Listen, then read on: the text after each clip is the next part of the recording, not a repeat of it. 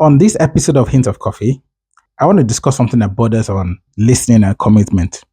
And I'm going to be taking my talk today from a parable that Jesus Christ talked about in the book of Luke chapter 8, where he talked about the parable of the sower. Now, in this parable, Jesus Christ talked about four categories of people. The first category had the seed fall by the wayside. The second category received the seed, but it fell on rocky ground. The third category received the seed, but it fell amongst thorns. And the fourth category received the seed on good soil and were able to produce a harvest. Now, this is a very popular parable that a lot of us who go to church must have heard at one point in time in our lives or the other. But have you stopped to consider what this parable is talking about and what lesson Jesus Christ was trying to draw attention to in that passage? The Bible teaches a very important lesson in listening and commitment in this passage.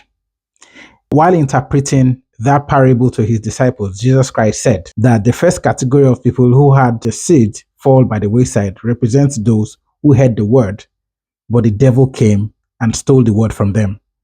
The second category, who had the seed fall on rocky ground, represents those who heard the word and then got excited about what they had heard, but had no root in themselves to retain what they had heard, and the devil came and stole it. Now, the third category of people are those Jesus Christ said heard the word, but life's worries, riches, and pleasures of this life came and choked up the word, and the word profited them in no way.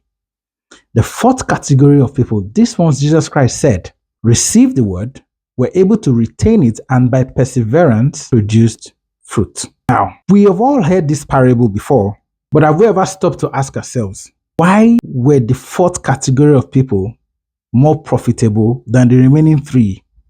In Luke chapter 8 verse 18, Jesus Christ said, "Therefore, consider carefully how you listen." Listening was what differentiated people in the fourth category from those in the first three categories. There was how the fourth category listened that they were able to retain the word, persevere, and produce fruit. Why is it that people can sit in the same room, hear the same message, attend the same training, or receive the same instruction, yet only a few people actually grow from it? Growth does not come from exposure alone, but from intentional commitment after hearing. It then goes to show that the people in the fourth category took steps to actively listen to what was said to them, which made them profit. This is why people attend training, and after the training, not everybody actually gets to benefit from the knowledge that was passed across in that training. Now, here are the main points that I want to share from this passage. Everyone hears, but not everyone grows. All four categories of people in Luke chapter 8 are the same thing, but it didn't profit all of them. Exposure is not the same thing as growth. That you have access to a particular network, that you have access to a particular knowledge, does not mean that you will profit from it if you do not take a step further to do something about what you have been exposed to. So this means that hearing is common, but growth is not. Here's my second point. Listening requires understanding. The second category of people got excited. They had no root in themselves, which means that they lacked understanding. This has happened to a lot of us. We hear something for the first time. We're excited about it, and that's where it ends. We do not now take the time to go back and critically examine what we have been taught. What's the third point that I want to take away from this passage? Life will test what you received. So you are exposed to a particular knowledge, but then life comes and tests that knowledge. You fall sick, either a lot of things happen to you, your family, or I don't know, whatever. Think about it. And then that happens just at the time when you are exposed to that knowledge. More like you're about to break through, but then the devil just comes and, or life just happens. And just like that, your attention is moved away from that knowledge you have been exposed to the circumstances around you. Now, growth shows in adversity.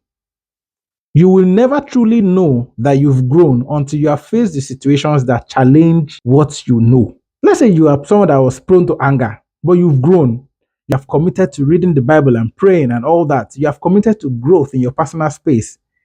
And then someone does something that on a normal day, you in the past would have blown. And then all of a sudden you find yourself even giving excuse and say, you know what, maybe he didn't understand, or maybe she did not understand what she was saying. And people are like, is that you? What happened to you? I know you before now. You would have brought the roof down. How come? Why are you this calm? That's growth. Growth shows in adversity. You will never know how well you have truly grown if you do not face a storm. The fourth point I want to bring out from this is this: growth requires commitment and perseverance. Now, this shows that growth is intentional. You cannot accidentally happen on growth. Neither can growth happen on you accidentally.